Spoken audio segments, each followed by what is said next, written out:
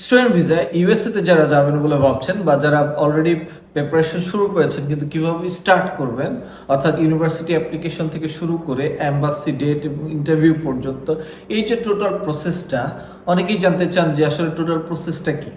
তো USA student visa নিয়ে total process step by step গাইডের মাধ্যমে আমি আমার এই ভিডিওতে এক্সপ্লেইন করব। তো যারা নিজের ভিসা নিজে প্রসেস করতে যাচ্ছেন এবং কোনো প্রকার এজেন্সির হেল্প ছাড়া অবশ্যই সম্পূর্ণ ভিডিওটি দেখবেন। আমি বিশ্বাস করি এই ভিডিওটি যারা সম্পূর্ণভাবে দেখবে তাদের কারো হেল্প প্রয়োজন হবে না, অ্যাটলিস্ট আপনি ওভারঅল একটা ভালো আইডিয়া পেয়ে যাবেন। তো চলুন চলে যাই আমরা মূল আলোচনায়। স্টুডেন্ট ভিসা প্রসেসিং এর প্রথম ধাপ হচ্ছে ইউনিভার্সিটি শর্টলিস্টিং।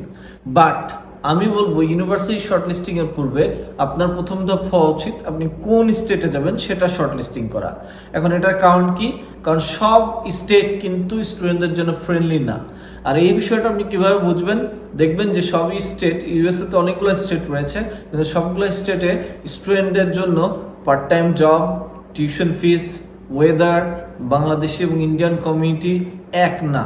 তাই আপনারা ইউনিভার্সিটি চুজ করার পূর্বে ফার্স্ট যে স্টেপটা ফলো করবেন সেটা হচ্ছে 3 থেকে 4টি স্টেট যেগুলো স্টুডেন্টদের জন্য ফ্রেন্ডলি, তেমন 3 থেকে 4টি স্টেট চুজ করে নেবেন। এটা হবে আপনার ফার্স্ট স্টেপ। আপনি যখন 3 থেকে 4টি স্টেট চুজ করে ফেলেছেন, পরের স্টেপটা হবে হচ্ছে আপনার ইউনিভার্সিটি শর্টলিস্টিং। আর এই ইউনিভার্সিটি শর্টলিস্টিং করবেন আপনি কয়েকটা বিষয়ের উপর ডিপেন্ড করে। যেমন ধরেন যাদের একাডেমিক ব্যাকগ্রাউন্ড মোটামুটি ভালো, আইএলটিএস স্কোর আছে, তাদের জন্য শর্ট লিস্টিংটা এক ধরনের হবে। যাদের ধরেন আইএলটিএস নাই বা জিআরই বা জিম্যাট স্কোর নাই কিন্তু হচ্ছে আপনারা তারা ডুওলিঙ্গো বা এমওআই অর্থাৎ মিনিমাম ইনস্ট্রাকশন সার্টিফিকেটের মাধ্যমে অ্যাপ্লাই করবেন, তাদের জন্য শর্ট লিস্টিং করাটা একটু ডিফিকাল্ট। কারণ আপনারা অনেকগুলো ইউনিভার্সিটি সার্চ করে কোথায় এমওআই বা ডুওলিঙ্গো অ্যাকসেপ্ট করে এমন ইউনিভার্সিটিগুলো আপনাকে চুজ করতে হবে। তাই সেকেন্ড স্টেপটা হচ্ছে আপনার ইউনিভার্সিটি শর্টলিস্টিং। আপনার যখন ইউনিভার্সিটি শর্টলিস্টিং হয়ে যাবে, পরবর্তী স্টেপটা হচ্ছে চুজিং রিলেভেন্ট প্রোগ্রামস। অর্থাৎ আপনি যদি বিজনেস ব্যাকগ্রাউন্ডে হন তাহলে বিজনেস রিলেটেড প্রোগ্রাম চুজ করা, আপনি যদি সায়েন্স ব্যাকগ্রাউন্ডে হন তাহলে সায়েন্স রিলেটেড প্রোগ্রাম চুজ করা, আপনি যদি আইটি ব্যাকগ্রাউন্ড হন আইটি রিলেটেড প্রোগ্রাম চুজ করা, হিউম্যানিটিস ব্যাকগ্রাউন্ড হলে এই রিলেটেড প্রোগ্রাম চুজ করা। অর্থাৎ প্রোগ্রাম শর্টলিস্টিংয়ের ক্ষেত্রে, চুজিংয়ের ক্ষেত্রে আপনি যেন রেলিভেন্ট প্রোগ্রাম হয়। যদিও ইউএসএতে রেলিভেন্ট প্রোগ্রাম হতেই হবে, এটা বাধ্যতামূলক না, কিন্তু আপনি সহজে অ্যাডমিশন পাওয়ার জন্য আপনার রেলিভেন্ট প্রোগ্রাম হলে সেটা ইজি হয়। সেক্ষেত্রে আপনি একটি বা দুইটি ইউনিভার্সিটি অ্যাপ্লিকেশনের মাধ্যমে আপনি আপনার ইউনিভার্সিটি থেকে I-20 পেতে পারেন। আপনি যখন প্রোগ্রাম চুজ করে ফেলেছেন, এবার ওই প্রোগ্রামগুলোতে আপনার অ্যাপ্লিকেশন করার জন্য রিকোয়ার্ড ডকুমেন্টস কি, অর্থাৎ ডকুমেন্ট চেকলিস্ট আপনি তৈরি করবেন এবং সেই অনুযায়ী আপনি সেই ডকুমেন্টসগুলো অ্যারেঞ্জ করে ফেলবেন। মানে ওই ডকুমেন্টসগুলো আপনি আগে কালেক্ট করে নেবেন। যেমন দেখবেন সেখানে মোটিভেশন লেটার লাগে কিনা বা এসওপি লাগে কিনা, সেখানে কি ধরনের সিভি চাইছে বা আপনার রিকমেন্ডেশন লেটার চেয়েছে কিনা, দেন আপনার আইএলটিএস বা জিআরই বা আপনার ডুওলিঙ্গো কত স্কোর চেয়েছে, এই বিষয়গুলো আপনি একটা শর্ট লিস্টিং করে সেই ডকুমেন্টসগুলো অ্যারেঞ্জ করে নেবেন। হ্যাঁ, তবে অ্যারেঞ্জ করার ক্ষেত্রে একটি বিষয় মনে রাখবেন, একটা হচ্ছে পিডিএফ বা সফট কপি যেটা আপনি ইউনিভার্সিটিতে অনলাইনে আপলোড করবেন, একটা হচ্ছে হার্ড কপি। হার্ড কপিটা অবশ্যই আপনার কাছে রাখবেন, যেটা আপনি ইউনিভার্সিটি অর্থাৎ এম্বাসি ফেস করার সময় সেটা আপনার লাগবে। তো এই দুইটি সফট এবং হার্ড কপি দুই ধরনের ডকুমেন্টস আপনি রেডি করে ফেলবেন। ডকুমেন্টস রেডি করা হয়ে গেছে, এখন হচ্ছে আপনি ইউনিভার্সিটিতে অ্যাপ্লিকেশন করার পালা। তো ইউনিভার্সিটি অ্যাপ্লিকেশন করার ক্ষেত্রে অনলাইনে যেটা করতে হয়, ম্যাক্সিমাম ইউনিভার্সিটি অনলাইনে রেজিস্টার করতে হয়। আপনার ইমেল, পাসওয়ার্ড, অনেক ক্ষেত্রে পাসপোর্ট এবং ফার্স্ট নেম লাস্ট নেম লাগে, ডেট অফ বার্থ লাগে। এভাবে আপনি অনলাইন রেজিস্টার করার মাধ্যমে আপনি অনলাইনে 3 থেকে 4টি ইউনিভার্সিটিতে অ্যাপ্লিকেশন করবেন। কারণ সবসময় একটি ইউনিভার্সিটি করলেই যে সেটা আপনার অ্যাডমিশন আসবে এমনটা না, কারণ এটা ডিপেন্ড করে ওই university acceptance rate plus competition কেমন সেটার উপর ডিপেন্ড করে। আপনার যদি খুব ভালো স্কোর থাকে আইএলটিএস এর বা জিআরইর, প্লাস আপনার একাডেমিক ব্যাকগ্রাউন্ড যদি খুব ভালো হয়, সেক্ষেত্রে আপনি একটি বা দুটি অ্যাপ্লাই করার মাধ্যমে আপনি I-20 পাবেন। সেক্ষেত্রে যদি আপনার মিডিয়াম মানে হয়, সেক্ষেত্রে অ্যাটলিস্ট 2-3টি ইউনিভার্সিটি চুজ করা ভালো। অনলাইন অ্যাপ্লিকেশন পরেই যেটা করতে হবে সেটা হচ্ছে আপনার একটা অ্যাপ্লিকেশন ফি থাকে ইউনিভার্সিটি। কোনো ইউনিভার্সিটি $85, কোনো ইউনিভার্সিটি $30, কোনো ইউনিভার্সিটি $100, এমনকি $200 পর্যন্ত হয়ে থাকে। তো আপনি অনলাইনে অ্যাপ্লিকেশন ফিটা দিয়ে দেবেন, সেটা অনেক ক্ষেত্রে ক্রেডিট কার্ডের বা ডেবিট কার্ডের মাধ্যমে পে করা যায়। আর এরপরে যেটি হবে সেটি হচ্ছে আপনি I-20 জন্য ওয়েট করবেন।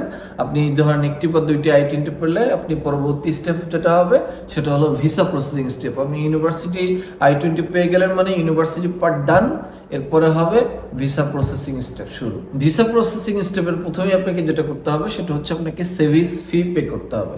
আর এই সেভিস ফি পে করার জন্য আপনি আজকে যে I-20 প্রোভাইড করা হয়েছে ওখানে একটা সেভিস নাম্বার দেওয়া থাকে, ওই নাম্বারটার মাধ্যমে আপনাকে মূলত সেভিস ফি $350, এটা সব স্টুডেন্টকেই পে করতে হয়, তো আপনাকেও করতে হবে। সেই সেভিস ফিটাই হচ্ছে আপনার পরবর্তী স্টেপ। সেভিস ফি পে করা শেষ, এবার আসবে আপনার হচ্ছে DS-160 ফিল আপ করা।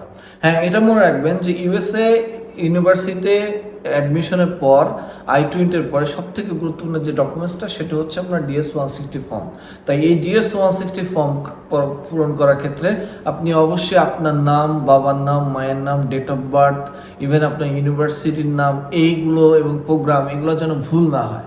আপনি সঠিকভাবে যেন আপনার DS-160 ফর্ম ফিল আপ করেন, এটা আপনার মাথায় রাখতে হবে। আপনি নিজে ফিল আপ করতে পারেন তাহলে তো খুবই ভালো, যদি নিজে না করতে পারেন যার হেল্প নিচ্ছেন সে যেন কোনো ভুল ভালো ইনফরমেশন না দেয়।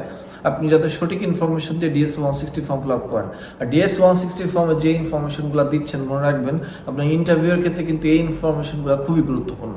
তাই আপনি DS-160 ফর্ম যদি অন্য কাউকে দিয়ে ফিল আপ করান, আপনি যেন DS-160 ফর্মটা বারবার পড়েন এবং ইনফরমেশনগুলো যেন আপনার জানা থাকে। DS-160 ফর্ম ফিল আপ করার পরে পরবর্তীতে আপনাকে যেটা করতে হবে এম্বাসি ফি পে করতে হবে। আর এই এম্বাসি ফি হচ্ছে $160 পে করতে হবে।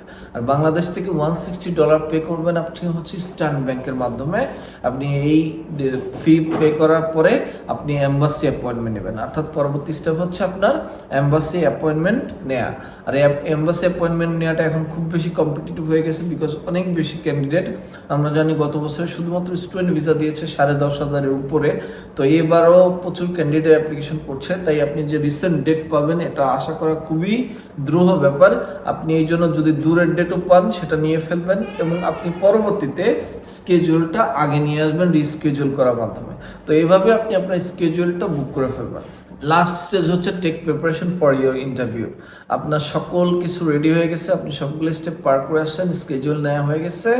এখন আপনি যেটা করবেন এম্বাসি রিলেটেড ডকুমেন্টসগুলো সাজিয়ে আপনি আপনার ইন্টারভিউর প্রিপারেশন নেওয়া শুরু করবেন।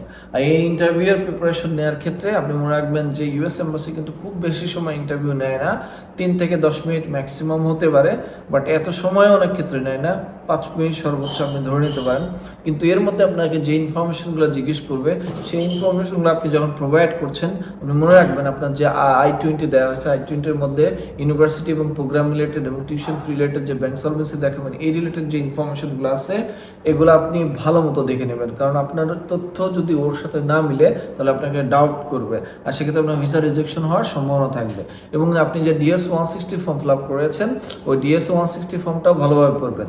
তো এম্বাসি ইন্টারভিউ নিয়ে প্লাস অন্যান্য বিষয় নিয়ে আমি ধারাবাহিকভাবে ভিডিও করব, আপনারা অবশ্যই আমার চ্যানেলের সঙ্গে থাকবেন। আমি বিশ্বাস করি যে এই চ্যানেলের সবগুলো ভিডিও দেখলে আপনি নিজের ভিডিও আপনার নিজের ভিসা প্রসেসিং নিজেই করতে পারবেন, সেক্ষেত্রে আপনার কারো হেল্প প্রয়োজন হবে না এবং প্রয়োজন হলেও আপনি বিভ্রান্ত হবেন না।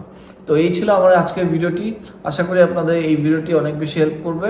Thank you very much for watching my video. Have a nice day.